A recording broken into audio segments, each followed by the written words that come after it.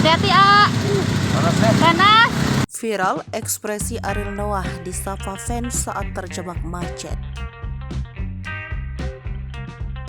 Meski wajah tertutup helm full face, wajah Ariel Noah ternyata masih dikenali fans. Hal tersebut terkuak lewat seorang akun TikTok yang bertemu vokalis tampan itu di jalanan.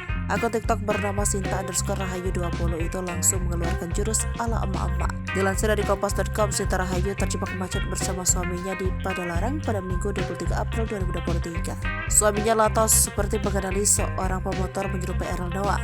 Sang suami ternyata mengenali helm yang dipakai pria tersebut. Sinta mengaku sempat ragu karena pria tersebut sama sekali tidak terlihat wajahnya.